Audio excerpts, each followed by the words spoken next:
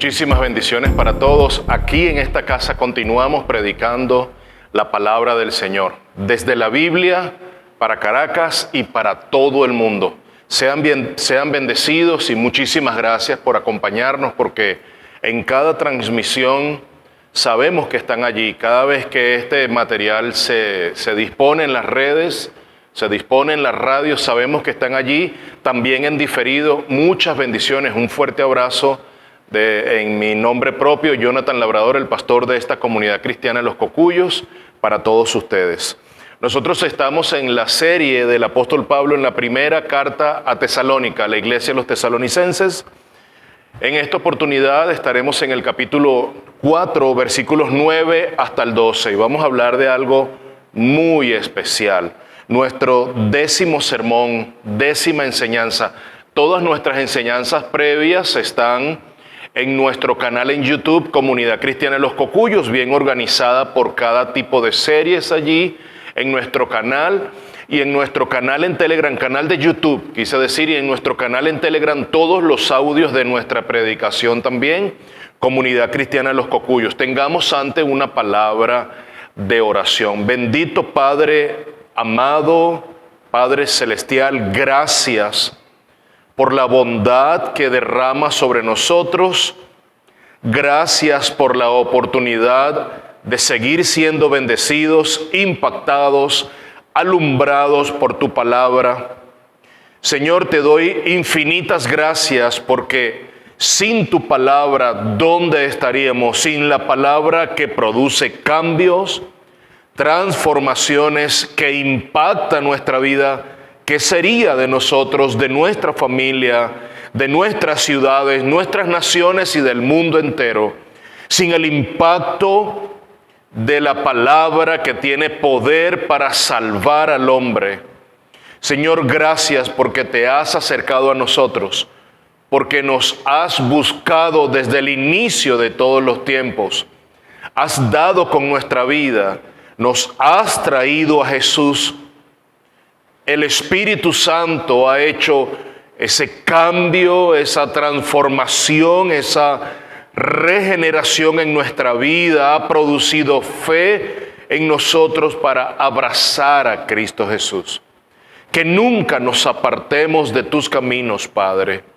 Te lo pido en el nombre de Jesús, y que esta palabra traiga más luz a nuestra vida, traiga mucho más entendimiento para tu gloria y honra, amado Dios. Amén y amén.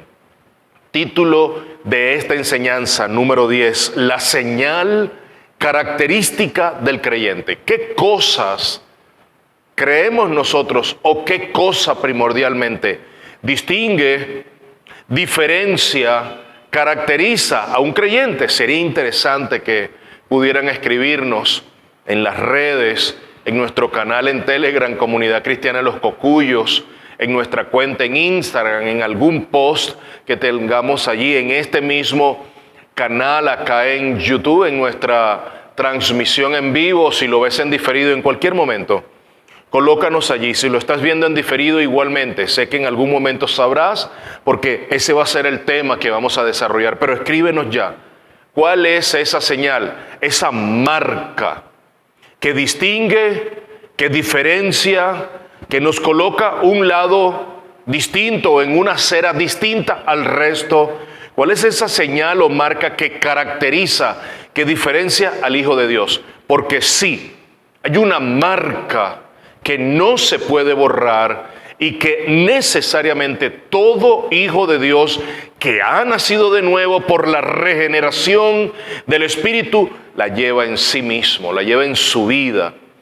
Es innegable, es imborrable, no podemos negarnos a ello.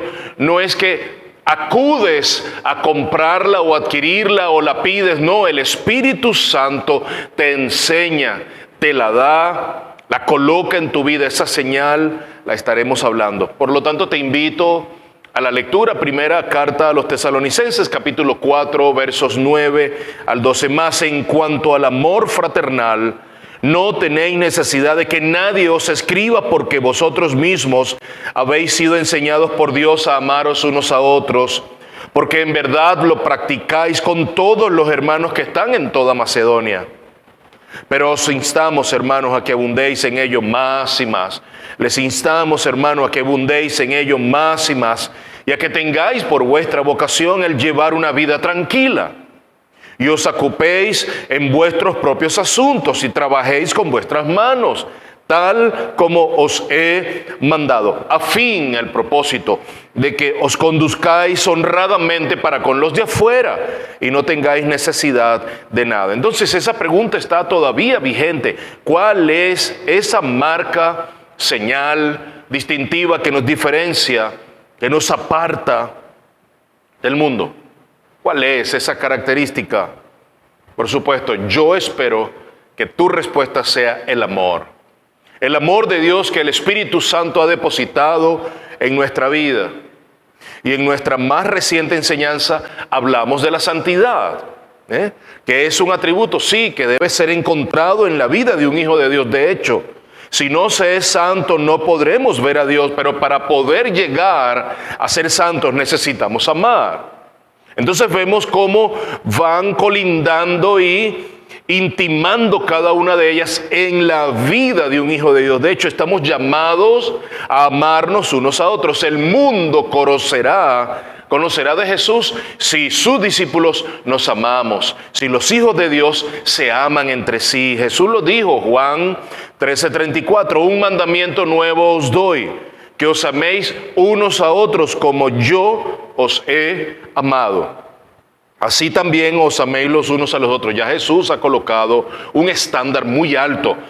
Así como yo os he amado, así también os améis los unos a los otros. 35. Es Juan 13, 34, 35. En esto conocerán todos que sois mis discípulos, si os tenéis amor los unos a los otros. El que ama, entonces, es un discípulo de Jesús y se convierte automáticamente en un imitador de Jesús. Pero el que no ama no es un discípulo de Jesús. Entonces ya esto empieza a tomar forma. Según Jesús, la marca que distingue a sus seguidores es el amor. Esa característica, esa señal, de eso estaremos hablando, pero no es cualquier amor, es el amor de Jesús. ¿Por qué? Porque el estándar, ya la medida la ha colocado Jesús. Ese lugar a donde debemos llegar en nuestra vida diaria, en nuestro andar diario, en nuestro caminar diario, esa medida ya la ha puesto Jesús. Su amor que llena multitud de faltas, así, si estamos amando, necesitamos amar tal como Jesús amó. No es como creemos que debemos amar nosotros, no. Es el amor de Cristo en acción en nuestra vida.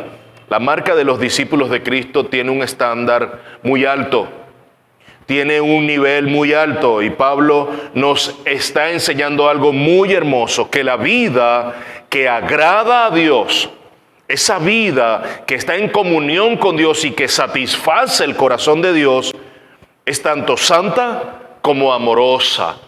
Desde la enseñanza anterior a esta, si la unimos, es un paquete, es un pack de dos atributos, dos características maravillosas que Dios anhela, espera, desea que sean encontrados en sus hijos: la santidad y el amor. Entonces, la vida que agrada a Dios, la vida que satisface, que alegra el corazón de nuestro Dios, es tanto santa como amorosa. Y recordemos que el tema de esta sección de la carta, como lo hemos indicado en veces anteriores, es cómo agradar a Dios. A partir del capítulo 4 es cómo agradar a Dios. Y de acuerdo a esto, no podemos escoger o ser santos sin amar o amar sin ser santos. De acuerdo a lo que Pablo plantea a los tesalonicenses y ahora para nosotros, porque esto aplica a la iglesia actual, a la iglesia local universal, la iglesia invisible, la iglesia debe manifestar estas dos actitudes que agradan a Dios: ser santos tanto como ser amorosos. Hoy estaremos tocando 3 puntos importantes relacionados con este distintivo, con esta característica, con esta señal que distingue a todo cristiano, a todo creyente, a todo hijo de Dios. Primero, el primer aspecto, estaremos viendo ese génesis, el principio o el origen de este amor. El génesis u origen de este amor. Estaremos tocando ese primer punto y ya vayamos a ese primer aspecto. El origen es un origen divino. No es un origen natural, banal, personal, material, humano, terrenal. El origen de ese amor que estamos llamados nosotros a experimentar y a abundar y a dar y a entregar en otros tiene un origen divino y es un origen sobrenatural. De hecho, vamos a leer el verso 9. Mas en cuanto al amor fraternal, ahí está una palabra que es sumamente importante. La palabra fraternal aquí en el griego es la palabra Filadelfia, tal como el nombre de una ciudad de Estados Unidos, tal como el nombre de una de las ciudades de las iglesias allí en el Apocalipsis, Filadelfia. Y su uso era para referirse al amor entre hermanos del mismo Padre. Esta palabra amor fraternal, que el griego es Filadelfia, es para referirse al amor de hermanos de sangre, que tienen la misma sangre, hermanos del mismo Padre, el amor natural de los hijos de un mismo Padre. Ese es el tipo de amor, entonces, que los creyentes, porque sí, nosotros somos hermanos de sangre, la misma sangre, no la sangre paterna, humana, terrenal, sino la sangre de Cristo. En Cristo somos hermanos. ¿Y por qué somos hermanos? Porque somos del mismo Padre y de la misma sangre. Dios es nuestro Padre y ha sido a través del sello de la sangre de nuestro amado Señor y Salvador, Jesucristo. Y el Padre es nuestro Padre. ¿Por qué? Porque si Él es Padre de Jesús, nosotros estando unidos a Cristo, se configura a Dios Padre como nuestro Padre también. El mismo texto dice que fuimos enseñados. De hecho, quiero volver a leer el verso 9.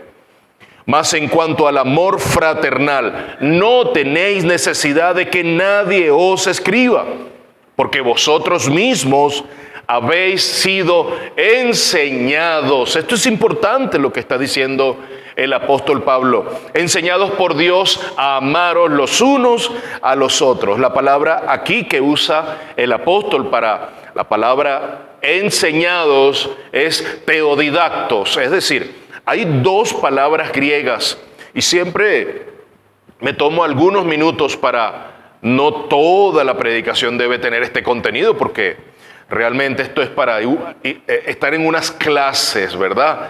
Pero tienen un significado tan particular cuando Pablo coloca aquí la palabra teodidacto y es, mire, déjeme decirle algo, es la única vez que se utiliza en todas las Sagradas Escrituras y particularmente en el Nuevo Testamento, y es Pablo el único que utiliza esta palabra, la palabra enseñados. Y aquí en este contexto, en la iglesia tesalónica, significa, es la palabra griega teodidactos, que significa enseñados por Dios. Y él lo dice ahí mismo en el mismo texto, enseñados por Dios a amaros unos a otros. En algunas cosas nosotros somos autodidactas. Podemos ir a YouTube, podemos ver un tutorial y aprender solos, ahí sin ningún instructor, sin ninguna mediación. Podemos ir y entender algo y de manera empírica entrar a algún proceso, algo manual, algún trabajo de mecánica y aprendemos, somos autodidactas,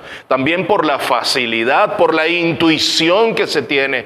Pero en este sentido, en el amor, los cristianos son teodidactos, es decir, los creyentes, los que han nacido de nuevo, los que son hijos de Dios porque están unidos a Cristo, han sido enseñados por Dios. Pero entonces, ¿cuándo fuimos enseñados por Dios, pastor? ¿En qué momento? En el preciso momento de tu nuevo nacimiento. En el preciso momento en el que el Espíritu Santo hizo ese cambio y esa transformación en nuestra alma, en nuestra mente, en nuestro corazón, y nos cambió, nos transformó, nos regeneró para una nueva vida, porque en Jesús somos una nueva criatura. En Jesús venimos a tener la vida eterna, una nueva vida, y es una vida en abundancia. En el preciso momento del nuevo nacimiento, allí el Espíritu Santo nos está instruyendo, nos está enseñando a amar como Jesús ama, no con el estándar del mundo, no con el estándar humano. Es el estándar de Cristo. Como yo os he amado, así amaos los unos a los otros. Entonces acá necesitamos puntualizar algo que está implícito. Para poder amar como Jesús ama, necesitamos nacer de nuevo. Lo voy a volver a repetir y quizás debes tomar nota de esto. Para poder amar como Jesús ama, y vaya que el amor de Jesús rompe paradigmas, patrones y esquemas. Jesús ama aunque a quien ama no le ame. Jesús ama a pesar de nuestras faltas, a pesar de nuestro pecado, de nuestras transgresiones, de nuestra alienación, de nuestro distanciamiento de Él. Jesús ama. Y Jesús fue la cruz por nuestros pecados pasados, presentes y futuros. Sin nosotros tener conciencia de esto, el ladrón en la cruz, el hombre en la cruz, Jesucristo le dijo: de cierto te digo que a partir de hoy estarás conmigo en el paraíso. Ese hombre no tuvo méritos, ese hombre no amaba a Jesús.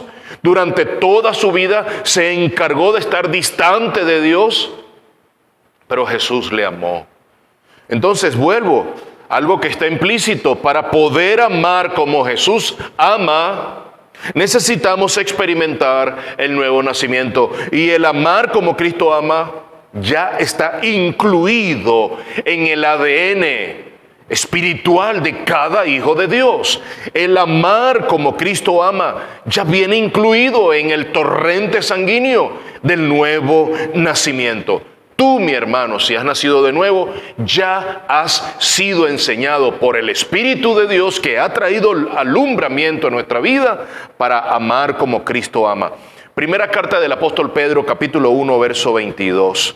Puesto que en obediencia a la verdad habéis purificado vuestras almas para un amor sincero de hermanos, amaos unos a otros entrañablemente de corazón puro. Miren, mi hermano, no es posible amar como Jesús ama sin experimentar el nuevo nacimiento.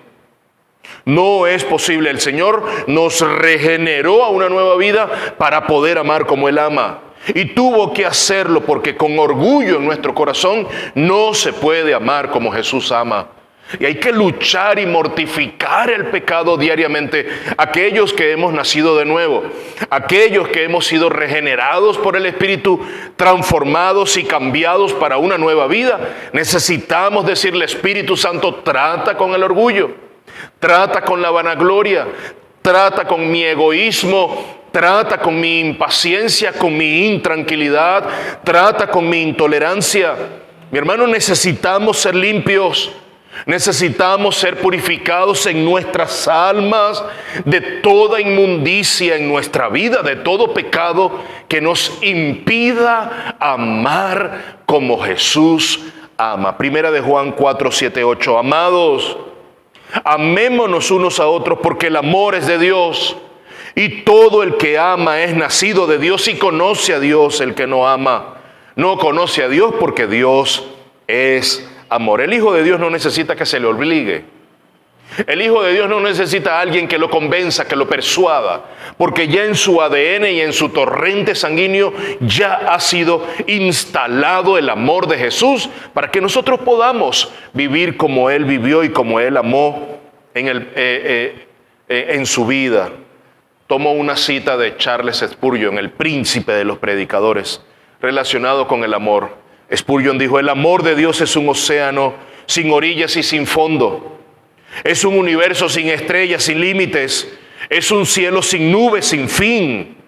El amor de Dios es el sol sin ocaso, brillando eternamente en su plenitud para el bien del pueblo que Él ama. ¡Qué gran concepto de Spurgeon relacionado con el amor de Dios! Ese es el amor de Dios, el amor ilimitado, y ese es el tipo de amor que los hijos de Dios estamos llamados a dar a nuestros hermanos. Primera de Juan 4, 10 y 11. En esto consiste el amor, no en que nosotros hayamos amado a Dios, sino en que Él nos amó a nosotros y envió a su Hijo como propiciación por nuestros pecados. Pero lo mejor viene en el verso 11. Amados, si Dios así nos amó, también nosotros debemos amarnos unos a otros. Pero aún es mayor la demanda, mis hermanos. Debemos amar a nuestros enemigos. Porque nosotros quizás amamos a aquellos que nos aman. Ese es un amor interesado. Así no amó Jesús. Porque a los suyos vino y a los suyos no le recibieron. No le amaron. Una persona una vez dijo, no hay pozo tan profundo que el amor de Dios no sea más profundo que eso. No hay pozo tan profundo que el amor de Dios no sea mucho más profundo que ese pozo. Qué maravilloso, el amor de Dios es infinitamente mucho más profundo que cualquier dificultad, cualquier problema, cualquier circunstancia que hayamos vivido. Y el tipo de amor que Dios enseña a sus hijos es aquel que perdona. El amor de Dios, ese amor ilimitado, el amor de Jesús es un amor perdonador. Un amor fiel, un amor leal, que no importa la gravedad de lo que se haya causado. Y nada de esto es teoría, mi hermano, esto es vivencial, esto es experiencial, esto es un amor que nosotros estamos llamados a vivir para con otros hasta que Cristo venga. Y esto nos lleva al segundo aspecto. Hemos hablado del Génesis o el origen de este amor. Ahora hablemos de la práctica abundante de este amor. Verso 10, porque en verdad lo practicáis con todos los hermanos que están en toda Macedonia, ya no solo en Tesalónica. Tesalonicenses, lo estoy viendo que están ahora amando a toda Macedonia, pero os instamos, no es suficiente, no se conformen, vayan y practiquen cada vez más.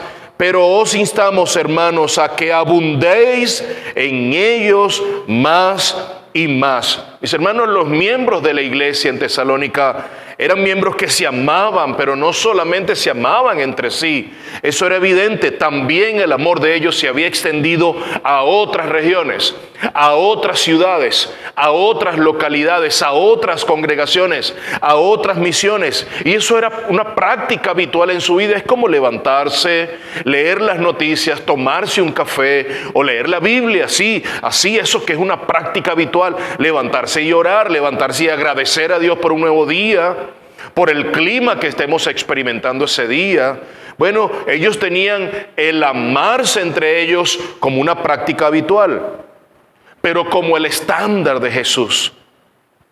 Nunca debemos sentirnos satisfechos con el amor. Nunca Jesús tuvo un límite para amar. El amor de Jesús siempre fue extralimitado. Así como Jesús nos amó extralimitadamente, nunca nuestro amor debe experimentar algún límite, sentirnos satisfechos. Nunca nadie jamás ha experimentado el sentirse que ama demasiado. Si tú le has dicho a alguien, te amo demasiado, yo creo que es una frase para decir te amo mucho.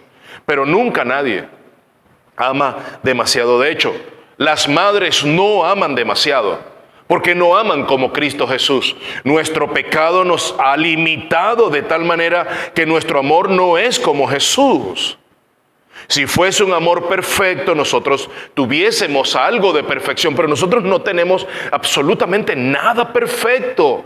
Es una naturaleza caída, redimida por Jesús, pero una naturaleza caída que continuamente Dios está santificando, continuamente nos está purificando, nos está limpiando y siempre, siempre tendremos oportunidad de amar más. Nunca nos hemos amado demasiado. Por eso es que Pablo los insta a que abunden más y más. El hecho de que estemos siempre haciendo algo bien no significa que es suficiente. Pero yo te amo tanto. Pero ¿para qué decírtelo nuevamente?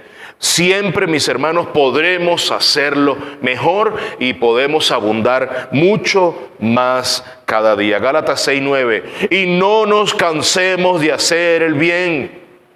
Aquí está Pablo, procuren hacer el bien cada vez más, no se cansen de amar. Hermanos, no te canses de amar, hermanos, en tu congregación.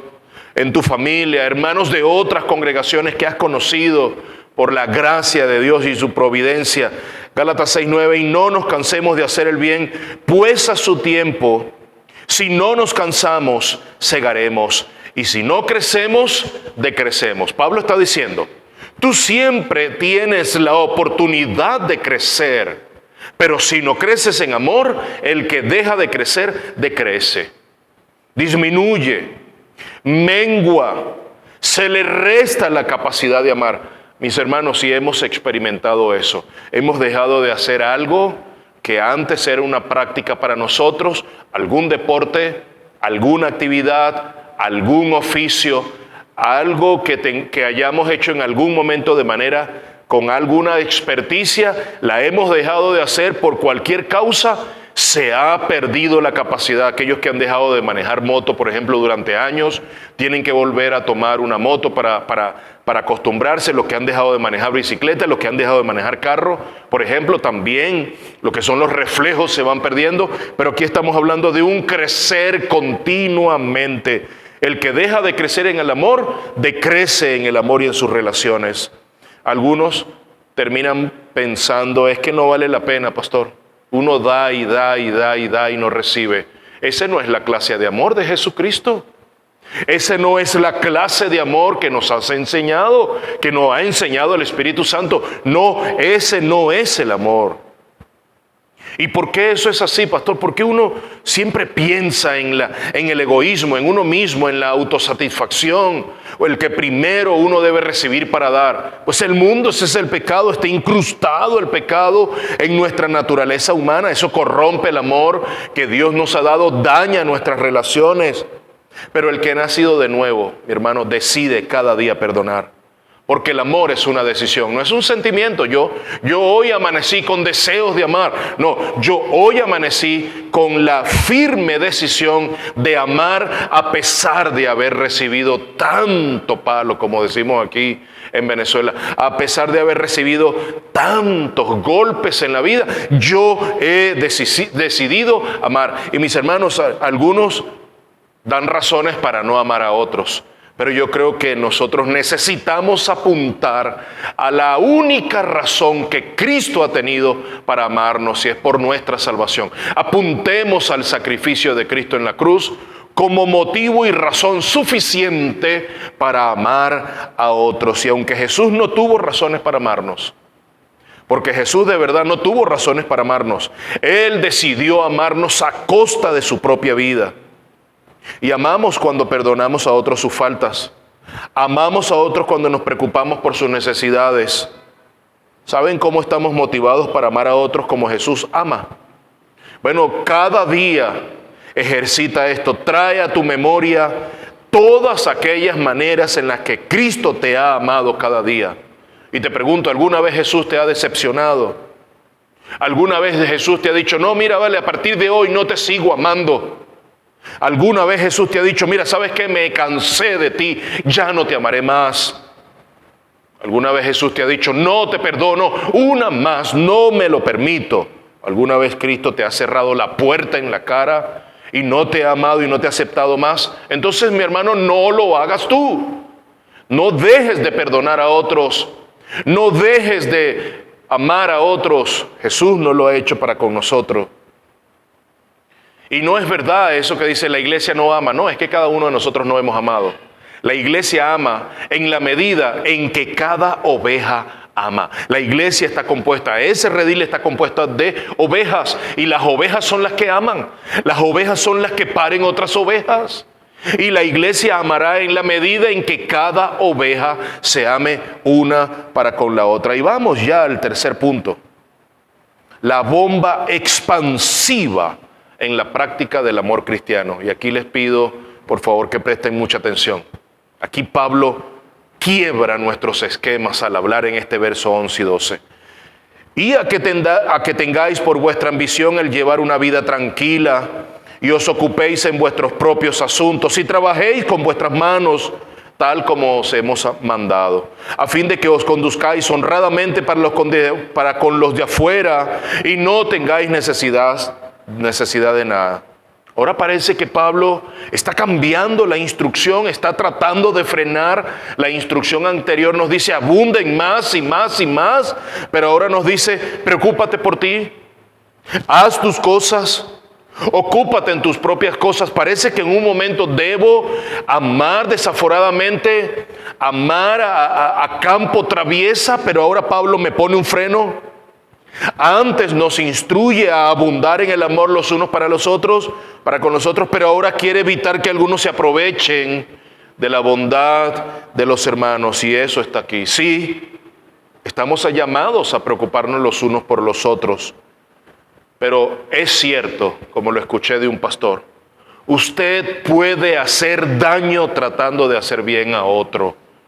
¿Cómo es eso, pastor? Bueno, algunos alimentan su egoísmo, algunos dan para esperar recibir. Algunos dan para esperar recibir. Eso es perverso. Ese no es el tipo de amor que Cristo modeló, que Cristo nos enseñó, que el Espíritu Santo trajo y colocó en nuestro ADN y en el torrente sanguíneo espiritual de nuestra nueva vida.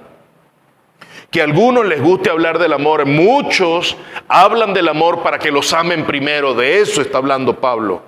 Y Pablo incluso en otras de sus cartas instruye a la iglesia que amonesten a los ociosos. La segunda carta, precisamente, después la tocaremos, después, inmediatamente de esta primera carta viene la serie de la segunda carta. Quizás será la misma serie, pero abordaremos su segunda carta. Capítulo 3, versos 10 al 12. Porque aun cuando estábamos con vosotros os ordenábamos esto: si alguno no quiere trabajar, que tampoco coma.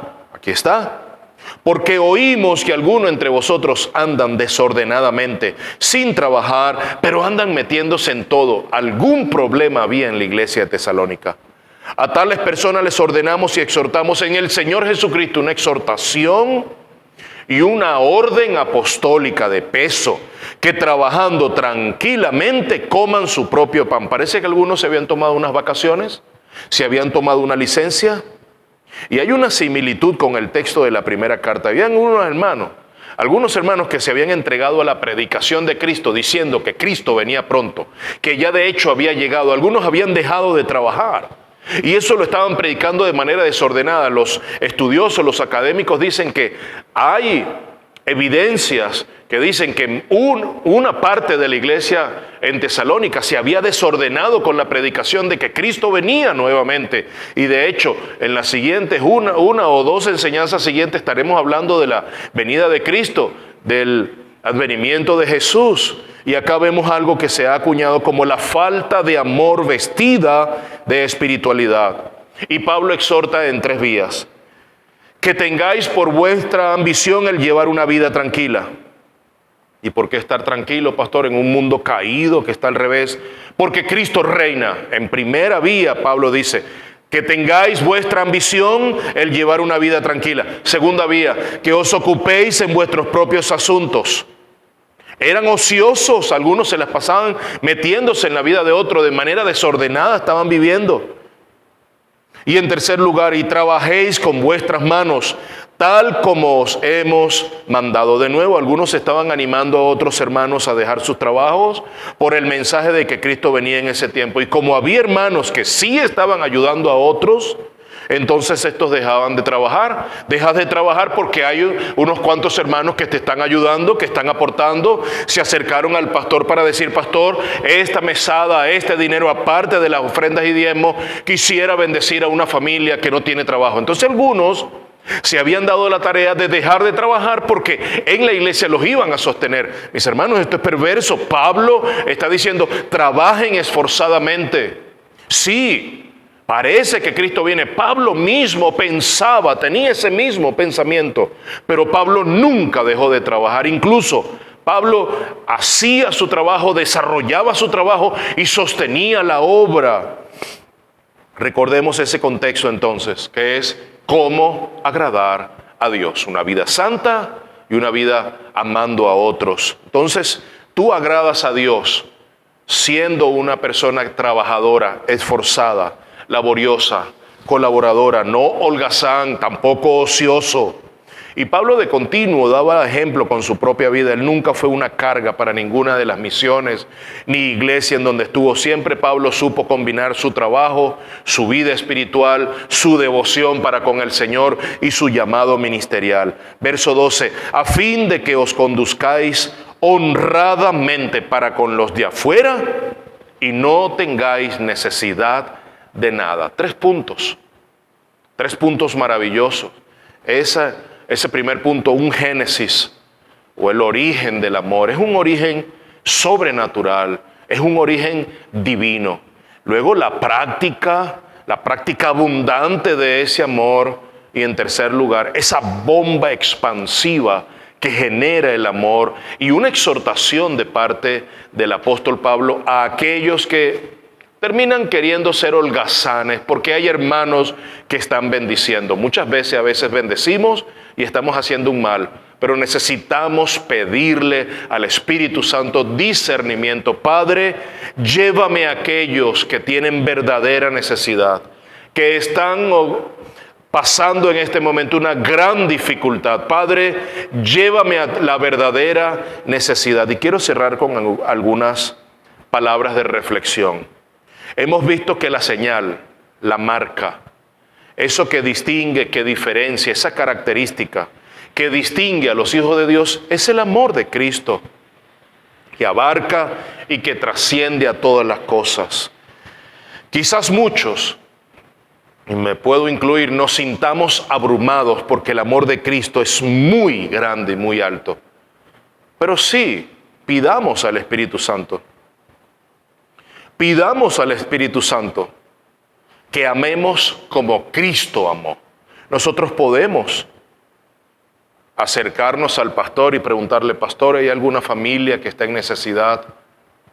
Tengo una parte de mi ingreso mensual, unos ahorros que tenemos en la familia que podemos disponer para bendecir a una familia en este mes, en esta semana. El Espíritu Santo ha puesto una carga. No estamos diciendo que el amor de Cristo te lleve a darle comida a todos los pobres de tu ciudad. Acércate al pastor de tu congregación. Acércate al grupo de servidores de tu iglesia. Pregunta. No estamos llamados a suplir las necesidades de todos los ancianos, adultos, mayores, como se llaman aquí en mi país, a todos los ancianos de nuestro país. No, acércate a tu congregación. Acércate y pregunta: ¿hay alguna familia que tenga algún anciano que necesite pañales, que necesite hacerse algunos exámenes, que necesite alguna silla, algunas muletas? Acércate. Allí es donde el Señor nos está llevando. ¿O hay necesidad a nuestro alrededor? Sí la hay, que nosotros podemos suplir. Hay personas a nuestro alrededor a las que podemos amar de distintas formas y de formas concretas. Y quiero terminar leyendo Proverbio 22:9. El generoso será bendito porque da de su pan al pobre. Qué característico esto, y qué curioso que la palabra generoso significa en el hebreo aquel que tiene buen ojo. Entonces vuelvo a leer ya con esta palabra allí, bien explicada, sabiendo su conceptualización, sabiendo su definición. Proverbio 22:9, el que tiene buen ojo será bendito porque da de su pan al pobre. Pidámosle al Señor buen ojo. Pidámosle al Señor sus ojos compasivos para saber quién no tiene pastor, para saber quién tiene una necesidad. La misericordia, mi hermano, comienza teniendo un buen ojo. Ese entendido, ese generoso, ese que tiene buen ojo, será bendecido porque dará de su pan al pobre. Te reto, mi hermano, a buscar en esta semana una persona a quien puedas servir, a quien puedas ayudar, a quien puedas consolar, animar, discipular. Pastor, es que no conozco a muchos hermanos. Bueno, acércate a aquellos que no conocen. Aquellos que no conoces en tu iglesia local. Wow, siempre lo digo, necesitas asistir a una iglesia local para que crezcas en la palabra del Señor. Preséntate, hermano, no te conozco, ¿cómo te llamas? El Señor me ha acercado a ti, quiero conocerte. ¿Cómo te llamas la siguiente semana? Hermano, ¿cómo te va? ¿Cómo has pasado tu semana? ¿Me podrás dar tu número para llamarte, para preguntarte en la semana? ¿Tu mamá cómo sigue? Hermano, preséntate a esos hermanos que no conoces. Quizás allí el Señor te está llevando a conocer la necesidad de una familia. Puedes orar por esas personas, pero también te reto a que no pierdas de tu vida el amor de Cristo hacia ti. Piensa en esas 1001 razones que tienes en tu vida para amar porque Cristo te ha amado. Piensa en eso esta semana. No hay mayor escuela y no hay mayor motivación para nuestro amor que el amor de Cristo Jesús para nuestra vida. Quiero orar en este momento. Padre amado, muchas gracias porque nos has amado primeramente. Gracias por Jesús en la cruz. Gracias por tu Hijo amado en la cruz del Calvario, entregado por amor, un amor extralimitado para nosotros, un amor pactual, fiel y leal, un amor sin límite. Ese es el amor que del cual nos has llamado a experimentar con otros. Quita de mí todo orgullo, todo aquel pecado que me impide amar como tu Hijo amó. Te lo pido, Padre, en el nombre de Jesús, y que esta palabra quede grabada en mi mente y en mi corazón. Y bendice a todo aquel, Padre, que ha sido expuesto a esta tu palabra. Amén y amén. Espero que hayas sido impactado y bendecido por esta palabra. Dios te bendiga abundantemente.